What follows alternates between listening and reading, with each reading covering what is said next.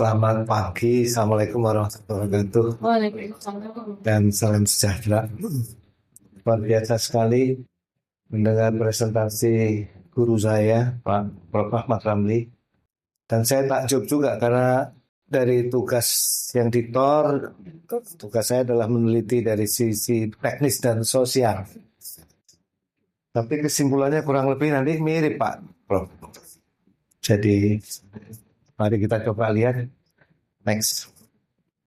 Jadi kalau kita mendengar akal imitasi nih Prof ya, kayaknya saya lebih cocok ini. Baru dengar soalnya. Yang sering dengar kecerdasan artifisial ya, ada Korika. Tapi akal imitasi nanti teman-teman jurusan filsafat dan UIN, kalau begitu mereka minta abi aja akal budi imitasi gitu. Ya, tepuk tangan dulu untuk Prof. Ahmad Ramli ya. Sebetulnya the beauty atau the beast ya, atau dua-duanya. Next. Nah, ini sebagai gambaran awal ya. Karena basisnya AI itu adalah statistical machine learning. Gampangnya itu ya, apalagi yang AI generatif ya. ChatGPT yang sekarang ada lagi Gemini. Kalau saya suka pakai itu untuk representasi itu gamma.app.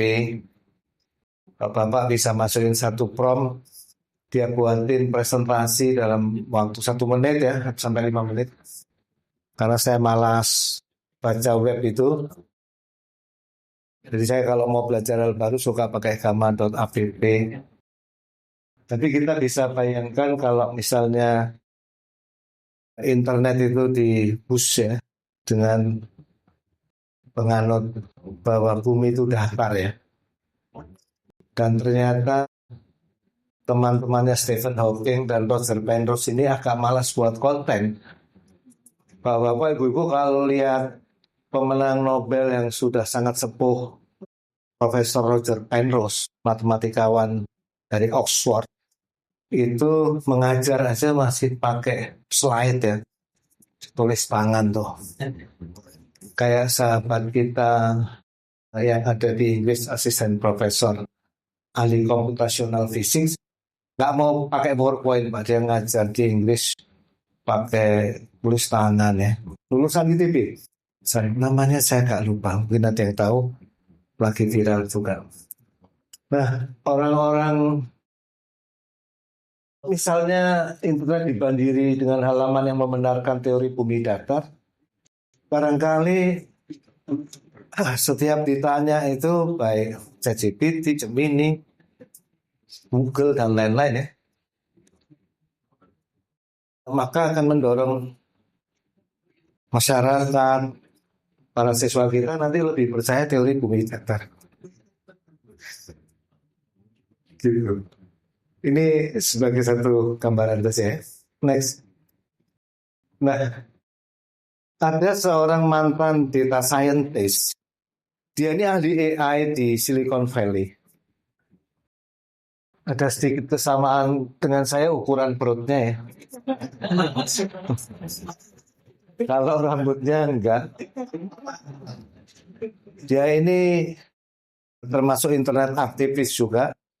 2018 dia buat buku 10 Arguments for Deleting Your Social Media Accounts Right Now. Dan salah satu yang dia angkat itu misalnya kisah gimana di Silicon Valley itu sendiri, kira-kira 50% dari masyarakat tuh nggak mau vaksin. Karena terlalu banyak mendengar konten yang nggak mau vaksin ya. Nular juga ya, karena beberapa anak saya itu netizen yang agak-agak addicted itu, keluarga itu waktu COVID itu ya, dan keluarga saya yang di luar negeri itu nggak mau vaksin ya, dan dia terpapar COVID beberapa kali dan jadi lemah juga sekarang. Nah, dia menceritakan ya, waktu itu belum booming AI, Namanya belum ngetop lah, tapi dia menyebutnya algoritma ya, yang dia sebut sebagai Palmer. Nanti Palmer ini kita jelaskan di slide berikutnya.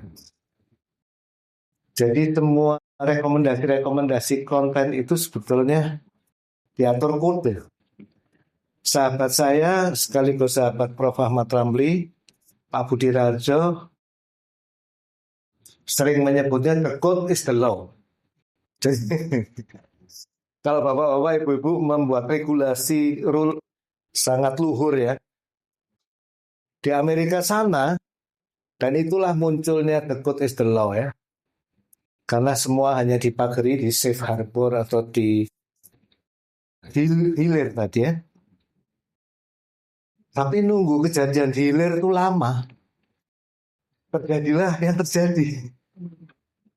Yang Bapak sebutkan tadi, Prof. Ramli sebutkan tentang bullying dengan sosmed. Cucu saya sendiri mengalami difitnah, nggak punya sosmed itu, ada sosmed muncul dengan nama dia dan lain-lain ya, sampai dia memutuskan keluar dari sekolah itu dan pilih sekolah lain. That's the reality Pak. Jadi kita sampaikan applause ya ke Kominfo, ke pemerintah yang memperhatikan ini juga gagasan Prof. Ramli untuk membuat hukum AI ini lebih komprehensif. Kita berikan applause dulu.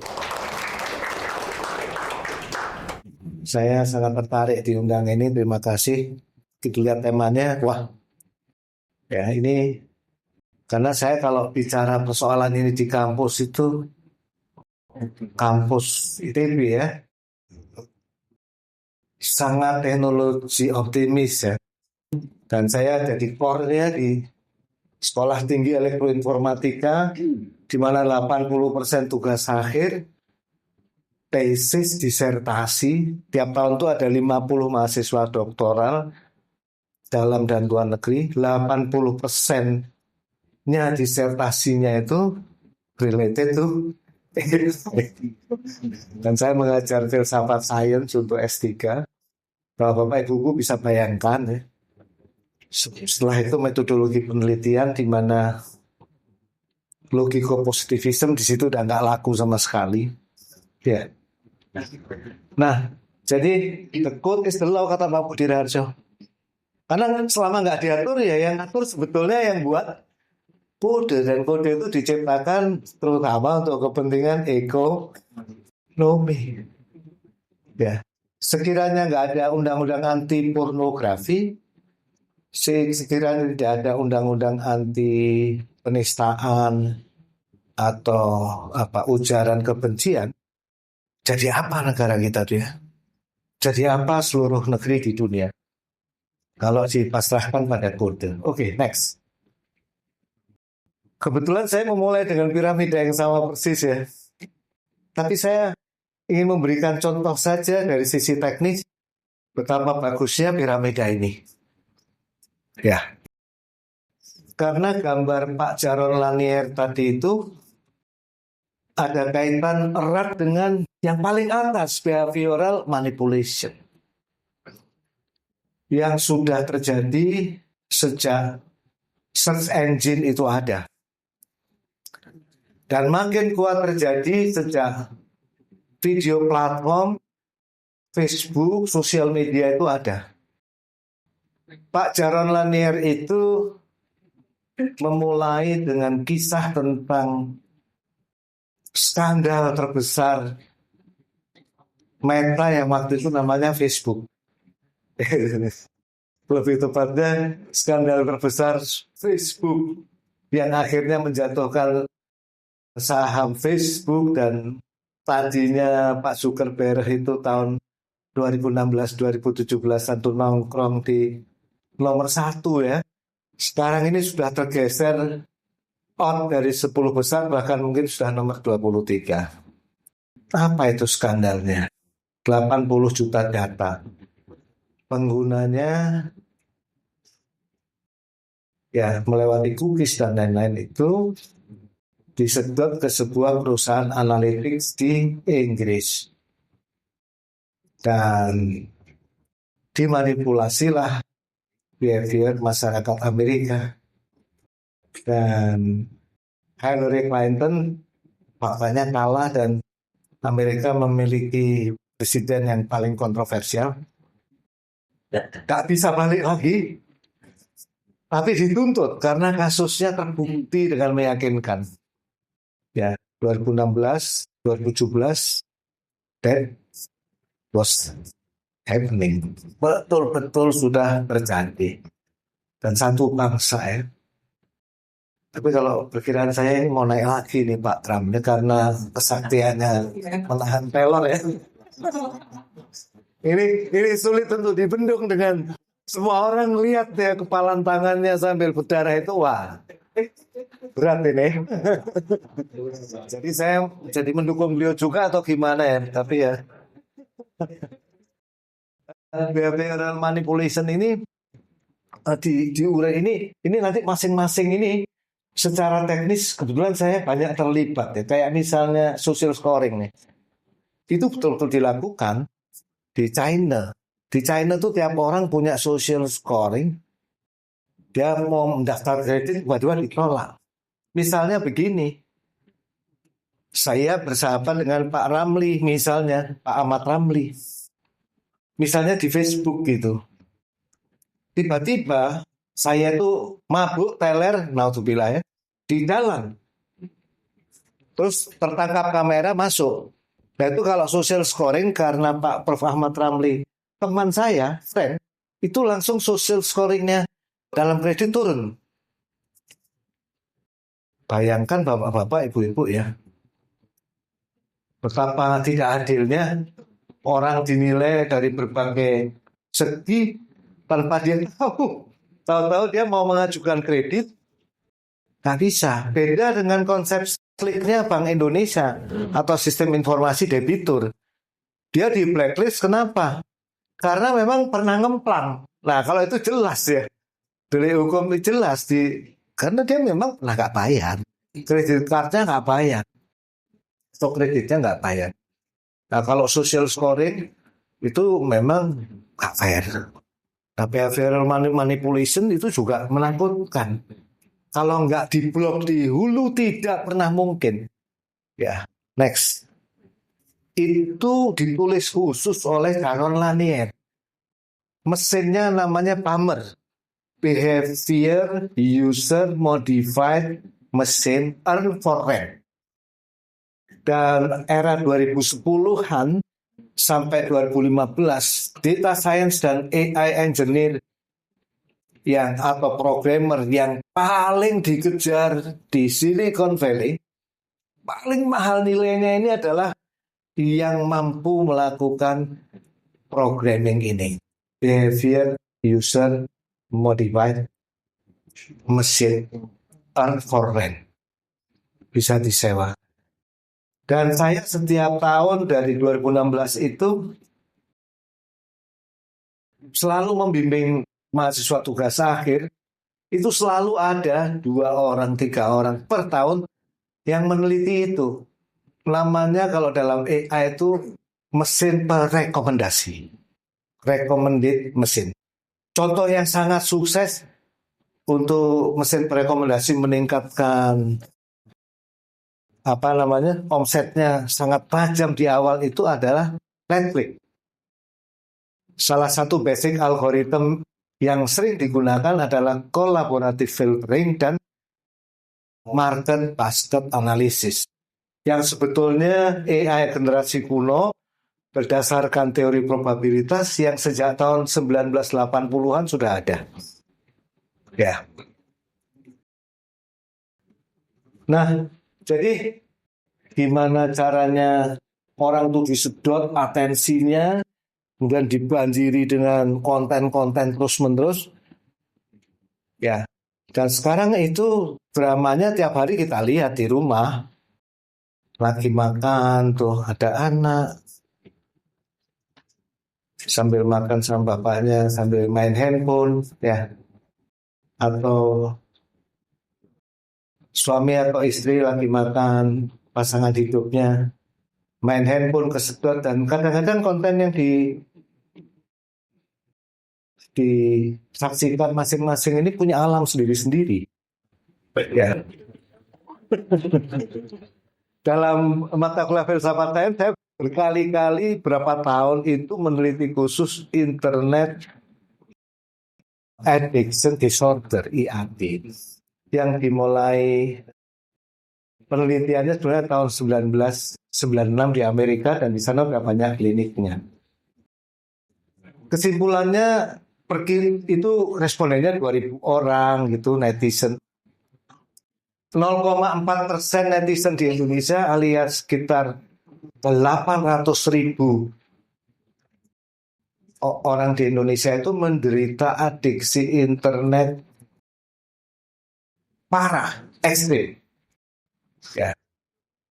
Nah, beberapa kali saya buat survei itu tiba-tiba rumah sakit jiwa di Jawa Barat tuh kirim surat ke STITB ya. Mau minta ketemu Pak Dimitri itu. Mau tanya lebih lanjut hasil penelitiannya. Saya takut Pak, lu saya ini cuma tugas filsafat sains itu cuma mahasiswa saya itu saya wajibkan adalah nulislah di koran di mana gitu ya. Berbagilah apa yang bisa dibagi. Saking malasnya teman-teman lain untuk survei gitu. Yang dari psikiatri sama psikologi mungkin belum sempat, nah, data-data dan tulisan mahasiswa saya itu membanjiri. Nah, habis itu saya stop Pak, saya minta mengerjakan tugas lain itu berapa tahun. Tapi nanti mau lagi nih tahun ini Pak. Untuk memeriksa diri saya sudah kena adiksi enggak. Saya sudah, tapi moderat lah. Lalu kita kena moderat, masih nggak apa-apa itu. Tapi kalau yang sudah punya alam sendiri itu ada ciri-cirinya, dari awal harus kita kembalikan. Pertanyaannya, bolehkah kode itu kita biarkan? Dulu dibiarkan. Maka saya sangat terpesona ya melihat Pak Ramli, Pak Prof Ramli harus ditarik ke hulu. Itu solusinya. Sangat benar. Gak bakal bisa diatasi di hilir. Jadi marketplace semua itu harus transparan. Kamu punya algoritma pemasaran apa? Oh ini rahasia bisnisku. Ya kamu gak usah bisnis di Indonesia. Cari aja tempat lain. Gak boleh ada kode yang gak diketahui oleh regulator. Dia audit dilihat. Data scientist bisa melihat. Dan menilai dari berbagai segi. Bisa dicegah, sangat bisa. Tapi kalau paradigmanya salah, nggak bisa. Ya, kalau kata Aristoteles yang diikuti filsuf Kanada yang namanya Grant dari awal IT tumbuh, dia mengatakan IT itu sebagaimana buatan manusia yang lain selalu bisa diatur manusia yang membuatnya. Kejadian kita saat ini kayak nggak bisa mengatur IT ya memang menurut saya salah paradigma. Nah ini salah satunya Palmer ini. Makanya saya takjub di European Union tuh paling atas itu di EUX, behavior manipulation. Saya tadi sempat ngobrol sama Pak Ahmad Ramli. Ini behavior manipulation yang lain, tapi banyak. Beberapa teman-teman saya rata-rata kami beragama Islam lah ya, moderat ya. Terus ada survei akhir-akhir ini, atheism spring in the world, khususnya di Muslim countries. Sekarang sudah sampai 11-15% 2024. Walaupun saya karena ngajar statistik dan senang survei mempertanyakan ya, ini surveinya beneran atau memang another hoax yang mau dimasukkan ke ChatGPT dan Gemini supaya kita semua berbondong-bondong percaya walau alam. Tapi kejadian cukup banyak yang menjadi ateis, satu lagi agnostik ya.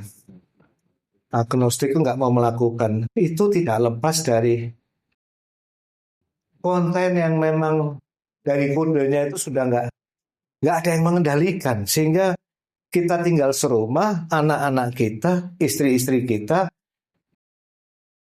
legalnya kita family, secara intelektual, secara pemikiran, apa sih makna keluarga itu gitu. Kalau anak saya perilakunya sangat beda dengan saya ya, apakah masih layak disebut anak? Ya iya, anak DNA. Tapi secara perilaku ya, mungkin mahasiswa saya yang lebih mengikuti perilaku saya itu yang lebih cocok disebut anak. Anak didik kemudian menjadi anak spiritual dan intelektual. Intinya memang hal ini penting ya. Next. Nah, satu hal yang menarik, Indonesia ini masyarakatnya over optimis ke akal imitasi ini. Lebih dari masyarakat global, ini penting sekali. Ya.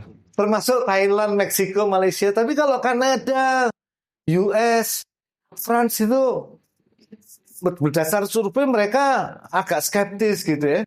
Nggak sampai 50% yang terlalu optimis. Intinya mereka kalau ada AI apa kegunaannya dulu gitu. Kalau di Indonesia belum judulnya harus ada akal imitasi dulu atau kecerdasan artificial dulu. Semua proyek mungkin dibubui AI itu langsung up. Ya, apalagi ini mau pilkada Pak ya. Nanti kalau tahu ada kabupaten mana kebijakan AI itu harus diantisipasi. Nah, tapi ini ya secara hukum dan penegakan hukum ya tantangan tentunya. Nanti kalau diatur strict, nah pasti ada gejolak dan lain-lain. Tapi bapak dan ibu-ibu dari Kemenkominfo harus tetap maju di depan biro hukum ini. Banyak yang akan membela, termasuk insya Allah kami siap itu. Ya, tepuk tangan dulu ya. Kan tadi Indonesia Raya dulu ya, jadi harus siap. Kalau enggak pindah negara aja. Next. Nah, ada sebuah, kalau ini adalah data statistik ya, memang adopsinya itu increase dramatically, terutama memang betul. ChatGPT itu yang buat gitu ya, heboh.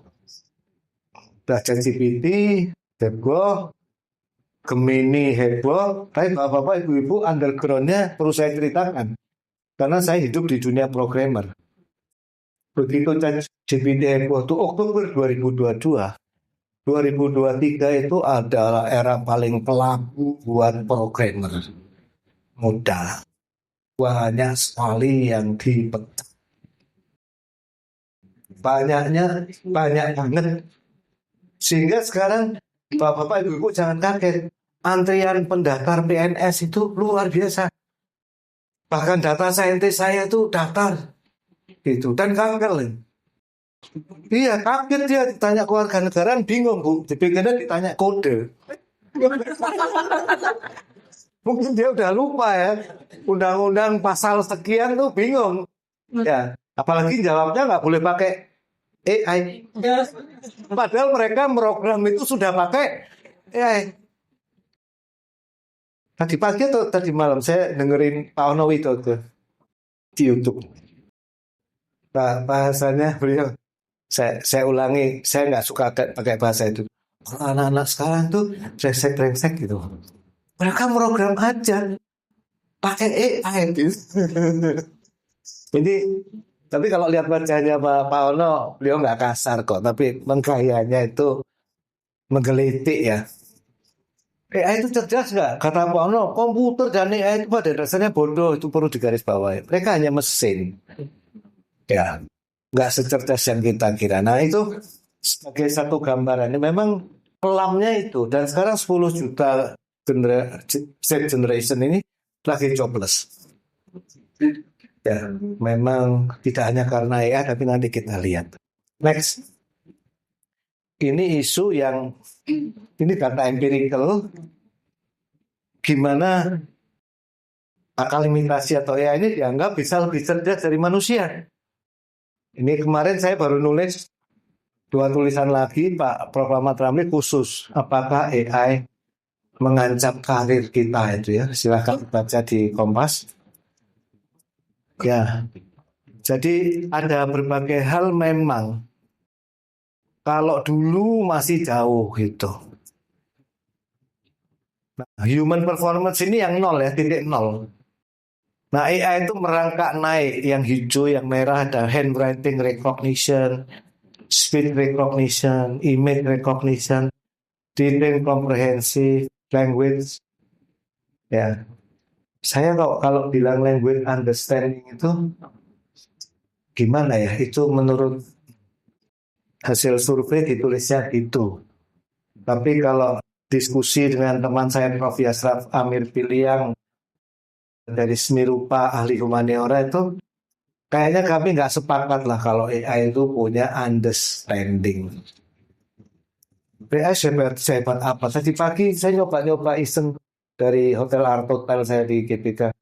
Berapa lama sih saya pergi ke hotel tentrem di Alam Sutra? Saya klik, saya sengaja pakai Gemini Google. Saya amatin, dia ngambil data dulu dari Google Map, dari apa. Dia jawab, saya tidak diprogram untuk menjawab pertanyaan seperti ini. Saya bilang, wah, ini kalah sama Pak driver Gojek. Gitu. Jadi maksud saya, nah tapi yang menarik begini Bapak Ibu, kalau nice ya, niche ya, kalau bidang-bidang yang sempit dia bisa mengungguli karena dia robot. Ya persis kayak robot. Misalnya gini, menerima uang pembayaran tol. Dulu saya nggak tega itu. Manusia kan yang kerja di situ ya. Bayangin Pak, sehari 8 atau 10 jam pelecehan, ngitung gitu ya. Sambil nyetel radio kenceng-kenceng gitu.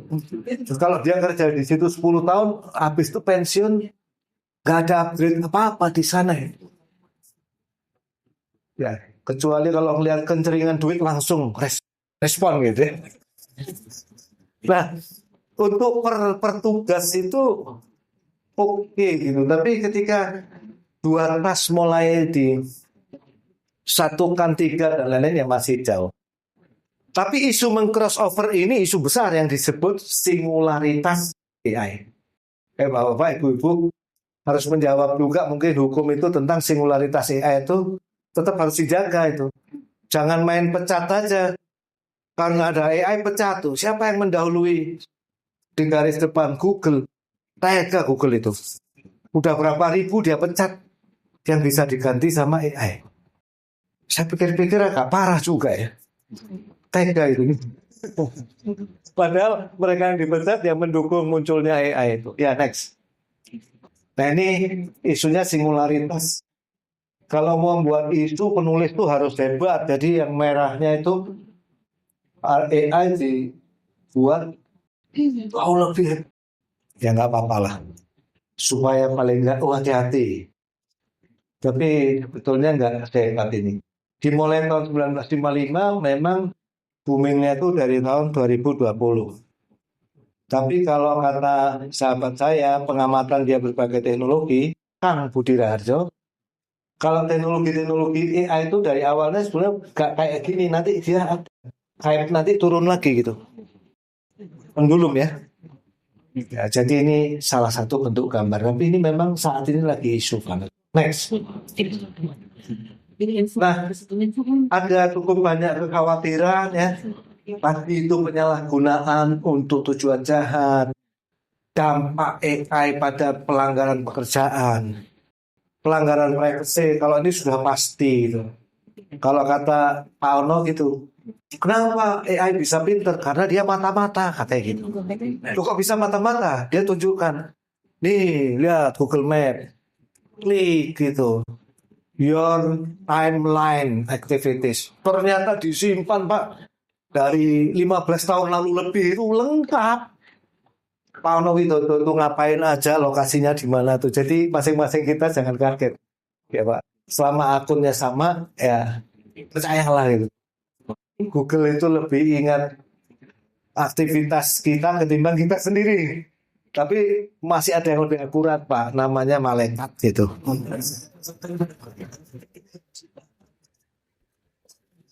Wah, takut kita sama Google. Tapi kalau Kita dari kecil percaya sama para ustadz tuh, kita takut dari dulu sudah diawasi, woy. Tapi kata Pak Ono sederhana, semua jenis data yang kita nggak mau orang lain tahu, jangan pernah dimasukkan ke internet. Tapi anak-anak kita sekarang tuh lucu gitu, mau makan aja di post dulu ya. Bentar-bentar difoto, masukin sosmed. Bingung saya ya. Ini maksudnya apa ya? Tapi ya, itulah budayanya. Nah, kemudian kurangnya transparansi. Jadi transparansi selalu disebut ya. Nah, kemudian yang di dunia pendidikan lagi geger ini dampak AI pada pendidikan. Ini parah, Pak. Disuruh buat disertasi langsung jadi. Tapi ya bisa dideteksi tentunya ya. Masalahnya kan tugas-tugas dan lain-lain. Nah, kalau selama dia itu memang cuma membantu ya nggak apa-apa. Kemudian potensi bias dan diskriminasi ini sudah sangat jelas. Banyak. Misalnya kalau di Amerika itu untuk layanan orang-orang yang layak dilayani di medical services itu orang-orang hitam tergeser gitu. Itu AI-nya sudah jadi masalah, dituntut banyak orang. Kemudian AI untuk rekrutmen di Inggris 2022 berdasar studi Cambridge Study itu geger karena dia bias. Dikritik banyak orang. Jadi waktu itu memang lagi pembuat AI untuk rekrutmen itu lagi kenceng menawarkan tapi disikat. Ternyata ya itu tadi seperti kata Prof. Ram yang disability ya nggak bisa masuk. Ya, salah satunya itu Amazon juga karyawannya yang direkomendasi laki semua. Jadi semua yang misalnya ada kata woman-nya dicoret. Ya nggak tahu karena data trainingnya kebanyakan yang bias, data trainingnya kebanyakan yang diterima laki. Nah, jadi ini kemudian akurasi hasil dan analisis sampai sekarang masih masalah. Ya, hal yang sangat sederhana sering salah. Kemarin saya masih nyoba ngitung jumlah bilangan prima aja dia nggak bisa begitu. Dehumanisasi, kemudian ethical implications. Jadi banyak. Indonesia dan global rata-rata mirip ya. Risiko-risiko yang ditimbulkan kekhawatiran. Next. Kemudian ini risiko terkait penerapan AI, pelanggaran keamanan dan privacy. Kemudian kegagalan sistem AI. Tanggung jawab hukumnya sebetulnya ke siapa? Kalau misalnya mobil autodrive itu nabrak, yang tanggung jawab siapa? Perusahaan yang membeli mobil itu kah? Atau mobil yang memproduksinya kah? Atau programmernya yang harus ditangkap gitu? Ini sampai sekarang masih harus didefinisikan. Next. Nah, kemudian masalah LLM ya, ini khusus lagi ngetrend banget, kayak misalnya ChatGPT dan lain-lain. Ternyata dia sangat berpotensi digunakan mendukung serangan cyber, memfasilitasi kampanye phishing ya. Dia kalau buat kalimat email, kalimat WhatsApp sangat meyakinkan. Kayak saya ini kalau mau ulang tahun istri kehilangan gagasan minta bantuan dia ya, yang paling romantis. Tapi tetap harus dikotomi hati Pak ya. Istrinya kira-kira sukanya apa, nanti kita pilih-pilih. Jadi jangan mau cinta kita diambil AI, tapi AI gunakan pembantu. Tapi kalau untuk menipu, dasar Pak. Lebih meyakinkan. Jadi orang-orang pembuat phishing itu sudah nggak bingung ya pakai dan sudah banyak dipakai. Jadi semakin penting bagi penegak hukum tentunya ya, untuk membatasi di hulu itu. Kalau pengembang dari awal harus mikir. Kalau saya misalnya mengembangkan teknologi dari awal mikir risiko, saya nggak suka, saya nggak masuk. Misalnya AI untuk senjata, itu sudah ada ahlinya sendiri di laboratorium saya. Saya nggak pernah mau masuk Pak. Kalau AI yang dikembangkan, yang tim saya kembangkan dan udah dipakai di banyak bank dan lain-lain itu misalnya fraud detection. Persis yang disebutkan Pak Ahmad Ramli tadi. Bapak kalau jam 3 pagi tiba-tiba ke ATM ngambil duit terpaksa diblok, ya mohon maaf Pak, karena Bapak nggak punya track record. Jadi dikhawatirkan kartu Bapak itu dipakai oleh orang lain. Nah itu pakainya program namanya anomaly detection. Ada banyak prinsipnya. Atau kalau misalnya ATM baru dipakai di Jakarta, terus 1 jam lagi Bapak pakai di Surabaya, itu diblok. Dan ada banyak sekali. Itu yang masih ada yang pakai rule base, ada juga setelah itu pakai AI dan machine learning. Itu kita mau yang seperti itu. Tapi saya pernah ditawari misalnya 2016 tuh. AI untuk mendeteksi behaviornya koruptor. Saya nggak mau sebut lembaganya, tapi Bapak Ibu bisa menebak. Saya nggak mau Pak. Karena akurasi itu 80% aja bagus Pak. Bisa jadi dari data LHKPN akurasinya 70%. Nah kalau itu dipakai untuk memberikan sebuah flag, kalau salah itu tanggung jawabnya bagaimana gitu. Kita yang program seperti apa? Nah, kenapa saya nggak mau? Waktu itu saya coba ngobrol, sulit Pak. Jadi bayangannya masih seperti alat IT lain yang akurasinya 100%. Sehingga ketika direkomendasikan, Pak Dimitri ini kelihatannya behaviornya mirip koruptor, langsung. Gitu. Kan takut Pak. Saya nggak mau. Gitu. Nah, tapi apakah semua pengembang itu seperti itu? Ya nggak tahu. Itu yang harus dibatasi oleh undang-undang supaya nggak ngawur orang mengembangkan, tidak hanya cari uang, opportunity, tapi juga. Nah ini human chatbot interaction harms. Nanti kita lihat. Ada yang sampai bunuh diri. Ya. Ngobrol-ngobrol sama chatbot namanya Elisa bunuh diri Pak. Terus programmer Elisanya dituntut nggak? Ya. Parah itu. Chatbot, orang seneng buat chatbot. Saya pernah nulis di Kompas sekitar tahun lalu. Hati-hati. Berdasar hasil survei itu akurasinya chatbot masih sangat rendah. Bahkan untuk customer service. Biasanya saya nulis memang nggak untuk personal Pak. Untuk perusahaan pun hati-hati. Misinformation harms. Ada yang nuntut ChatGPT karena tiba-tiba menurut ChatGPT dia itu terhantam. Padahal enggak. Tapi nggak tahu kayaknya nggak ada kasusnya lagi Pak. Kayaknya dibayar Pak. Sakit hati itu $1 juta. Ya. Terpaksa lah gitu. Karena tuntutan hukumnya juga nggak ada gitu. Dan ChatGPT-nya udah langsung dirubah. Nah ini berbagai macam hazardnya yang harus kita lihat. Dan ini sudah diukur Pak. Dasar berbagai model, foundation model dari LLM. Ada yang namanya Llama, Claude, GPT-4, ya, Vicuna, ChatGLM2 dan lain-lain. Nah kami di kampus itu biasanya mahasiswanya ngopreknya basic model ini diukur Pak. Sekarang yang ada khusus mengukur voice ChatGPT yang baru, khusus bahasa Indonesia ada mahasiswi saya satu cuma mengukur akurasinya. Kalau ngomong tuh dipahami nggak? Bahasa Indonesia Pak khusus Pak. Pemahaman seberapa kan kadang-kadang kita asal pakai aja. Kita harus evaluasi dulu kan. Terus dipublikasi secara ilmiah nanti diukur. Harusnya semua ada. Dari akademiknya begitu, kemudian dari pengaturnya mengatur. Nah bagus Pak. Next. Nah AI itu betul-betul bisa menjadi destruktif ya. Weaponisasi, serangan adversarial pada sistem AI itu sendiri. Nah, kemudian yang mengerikan nih kalau sudah masuk AI generatif ini di filsafat sains ini dibahas banget.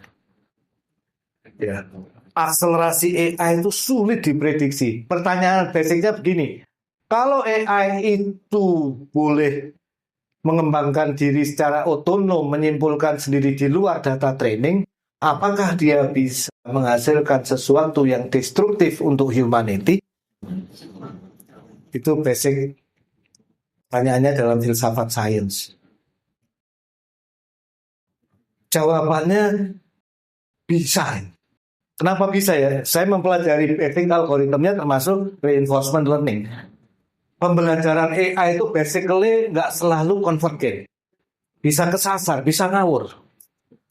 Dan sudah terjadi robot AI di Amerika untuk pertahanan waktu mau didemokan, mau menyerang.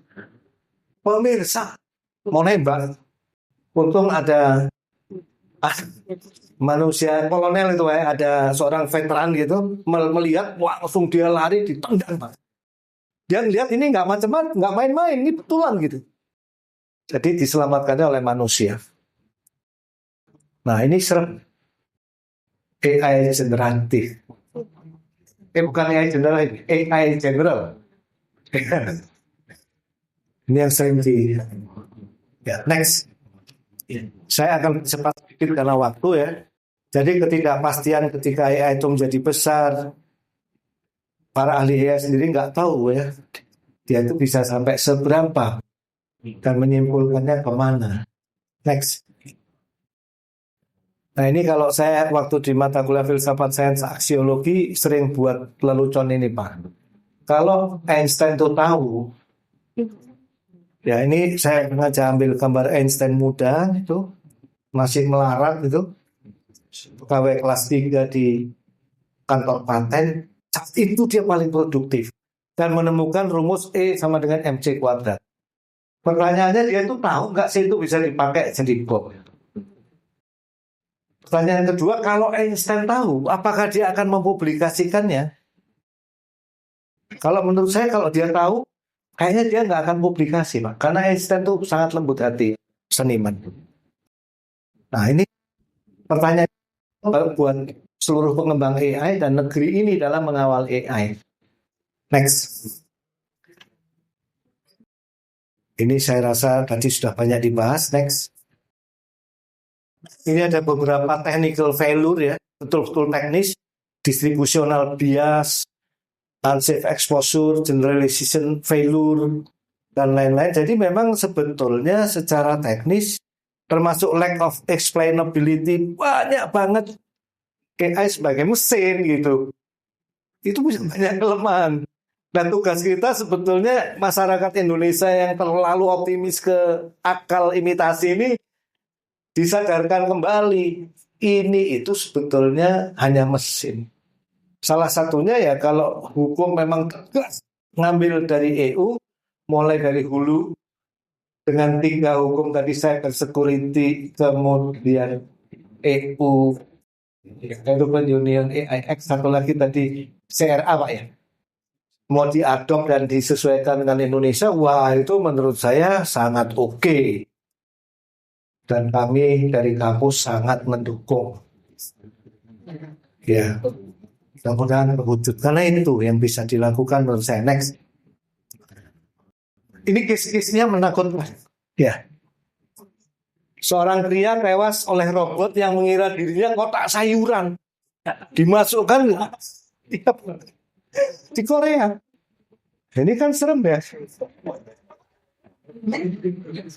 Nah itu kan ada aturan kalau ada robot yang model gitu, ada orang ikut bekerja, dia kan cuma melihat koordinatnya berdasarkan citra, dianggap kotak gitu. Kalau saya mungkin dianggap kantong sampah, Pak. Bagus. Gedean itu bukan kotak gitu. Nah, sistem stuffing dengan algoritma sebuah panti jompo menyebabkan kematian seorang lansia. Salah hitung. Kurang staff sampai ada yang nggak terlayani 2 jam meninggal. Ya. Kemudian masalah self driving ini bisa mencelakakan. Chatbot AI yaitu Eliza diduga mendorong pria Belgia untuk bunuh diri. Setiap home device yang terhubung ke internet risiko dihack termasuk baby monitor. Serem ya. Jadi memang harus dicek end to end seperti kata Prof. Ahmad Rafi, sangat benar. Itu masalah sangat serius itu. Kartel menggunakan AI untuk memperluas operasi, melakukan fraud dan perdagangan manusia. Bisa menyelip di sosmed, bisa kemana-mana. Next. Nah ada insiden AI berupa transparansi. OpenAI dan Meta dituntut di pengadilan karena hak cipta, Pak. metal lagi ya Pak. Itu kena juga. Kemudian fairness dan bias. Google mematikan fungsi pencarian primata pada photo recognition software miliknya karena kekhawatiran rasisme. Kalau fairness dan bias ini sudah dasar lah.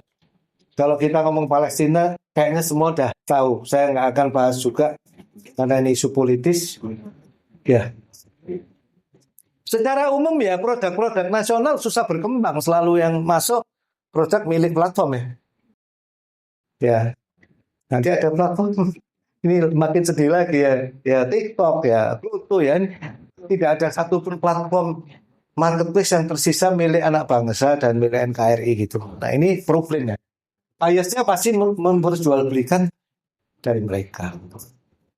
Kemudian privacy. Vacuum cleaner robot mengambil foto pemilik ketika sedang di toilet dan foto tersebut tersebar di Facebook. Jadi kalaupun mau ke robot-robotan tuh cari yang nggak canggih aja, nggak punya. Tapi gimana? Vacuum cleaner robot pasti punya kamera. Tapi apakah dia sudah diaudit? Nggak apa-apa, ibu-ibu nggak lagi di toilet di foto. Kalau kita di foto, naudzubillah ya, stres ya. Ya. Kemudian ada politik, video berbasis AI, imitasi Pak ya. Wisi Biden yang mengumumkan rancangan nasional untuk mendukung Ukraina. Bapak ibu-ibu mohon maaf sebelumnya. Saya itu sering ceramah kadang-kadang. Sebagian ceramah saya di internet itu bukan saya. Itu AI suaranya. Karena pas direkam jelek suaranya. Ya, gambarnya asli. AI-nya teks itu dibuat berdasarkan data latih data saya. Persis Pak, saya sendiri dengar loh. Ini suara saya. Ya seneng ya, istighfar ya. Ya Allah. What kind of ya ini sebenarnya apa? What kind of animal? Ini kali praktik ini. Kalau niru memang tiru-tiruan itu persis ya. Nah ini politik luar biasa. Pilkada ini harus diawasi itu Pak. Karena AI-nya sudah sangat sempurna termasuk Sora dan lain-lain. Next. Nah, kemudian ini karena waktunya sudah habis ya. Saya closing aja. Banyak sekali yang kehilangan pekerjaan karena AI. Next. Google itu sudah menggantikan karyawan dengan AI. Silahkan nanti detilasinya. Menyedihkan sekali. Next. Banyak pekerjaan yang diambil alih dengan AI, tapi berita gembiranya sebenarnya banyak yang augmentation ya. Jadi nggak semuanya, jadi dibantu. Kayak robot-robot tadi itu Pak AI untuk membantu hukum. Programmer pun sama, dia dibantu tapi sebenarnya tanggung jawab ada di dia. Next. Apakah benar AI betul-betul membuat human jobless? Ini penelitiannya dan masih pro kontra. Kita menyebutnya the certainty of uncertain age. Ya. Apakah betul-betul AI akan menghilangkan pekerjaan atau malah menambah? Nggak pasti. Di sini saya mau mengambil kata-kata mutiara Peter F. Drucker. Ya, the best way to forecast the future is to invent it. Ini saatnya Indonesia menginvent gimana regulasi itu malah ngatur AI yang menciptakan lapangan kerja kayak driver Gojek dan lain-lain ini kan AI based semua. Itu harus diberi insentif luar biasa. Gojek, Grab. Saya nggak bisa kebayang ya betapa banyak jobless tanpa AI. Pastilah Pak ya.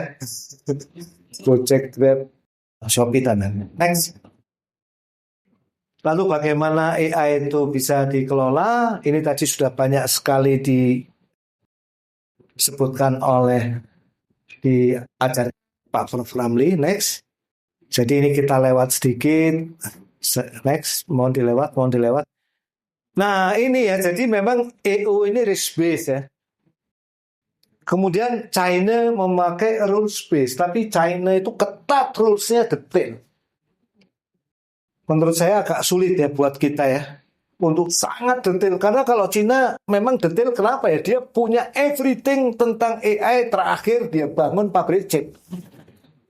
Ekosistem end to end. Di kita belum. Nah kemudian Kanada itu principle based, Jepang itu outcomes based.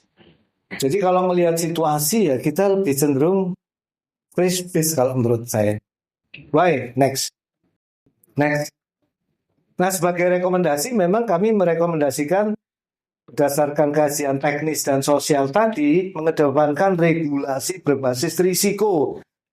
Nah ini kan slide-nya nggak dibuat dengan koordinasi dengan Prof. Ramli, jadi exactly the same dari sudut pandang yang beda. Mengingat masyarakat Indonesia itu over optimis ke akal imitasi ini. Sedangkan bahaya sudah terjadi dan makin banyak dan semakin banyak. Ya, dalam hal ini bisa mendalami memperkaya hasil yang diperoleh oleh EU AI Act. Next. Nah, kita menganjurkan juga mendorong regulasi dan insentif. Ini nggak bisa dilepaskan dari peningkatan konten lokal pada platform kunci yang berbasis AI yang mempengaruhi IPOLEX Sosbud Hankam. Indonesia itu butuh searching engine nasional, video sharing platform nasional, messaging platform nasional, map platform nasional, market platform nasional. Masih bisa, insya Allah. Kenapa ya? Cina bisa. Banyak negara bisa. Iran aja bisa. Saya kemarin diundang webinar gitu, loh. Nggak pakai Zoom, nggak pakai apa. Pakai Skyroom. Pas masuk website-nya nggak bisa baca, Pak. Tulisannya kayak tulisan Arab Peko zaman kuno, tapi bukan bahasa Arab. Loh, tapi ketika dijalani, loh, bagus gitu. Cukup lah. Masa kita nggak bisa? Karena Prof. Adang Suwandi, pendahulu saya itu ngajarin tentang pesawat, dari beliau dulu aktif di PTDI, itu diundang ke Tehran University, kita yang ngajar, Pak. Jadi kalau knowledge sama. Anak-anak programmer ini semua bisa. Kenapa kita nggak bisa? Itu yang perlu kita cari sama-sama. Makanya saya ingin merapat ikut kuliah transformasi digital nanti Pak di Unpad, Pak. Siap, Pak.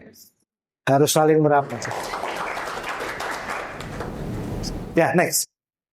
Regulasi dan insentif yang mendorong peningkatan TKDN. Nice application AI ini yang harus didukung. Karena dia sangat mungkin bersaing. Misalnya robotik telesurgery. 1 unit 70 miliar. Tapi pembuat lokal itu dengan modal di bawah 1 miliar udah jadi. Ya tinggal bagaimana ini ya. Atau fraud detection system untuk mobile banking, pendeteksi konten negatif. Saya pernah buat di Lemhanas. Banyak sekali yang bisa buat. Masih banyak lagi. Jadi aplikasi-aplikasi AI yang penerapannya sempit. Tapi CRA itu harus diterapkan. Dari hulu harus dicek. Nggak boleh hanya self-assessment. Karena bahaya sekali ini. Next. Sekarang sudah running banyak di bank-bank di mana-mana, belum ada CRA-nya, Pak. Jadi kalau ada apa-apa juga banknya bingung. Banknya pun bingung, banknya belum ada. Kalau salah merekomendasikan ini siapa sebelumnya tanggung jawab? Nggak ada, Pak. Kok bisa saya tahu loh, saya vendornya kok. Maksudnya saya dan tim ini yang diminta tolong program gitu. Dari 2018, dari 2016 malah. Next. Maaf sebelumnya. Regulasi yang memastikan bahwa tren singularitas AI itu tidak membuat masyarakat malah kehilangan lapangan kerja. Jadi gimana regulasi AI-nya bisa seperti cipta lapangan kerja? AI yang cipta lapangan kerja, luar biasa. Jadi ini mungkin 4 rekomendasi kami. Sekali lagi terima kasih luar biasa pada Kemenkominfo. Semoga makin maju dan bisa membuat AI di Indonesia betul-betul masyarakat Indonesia. Assalamualaikum warahmatullahi wabarakatuh.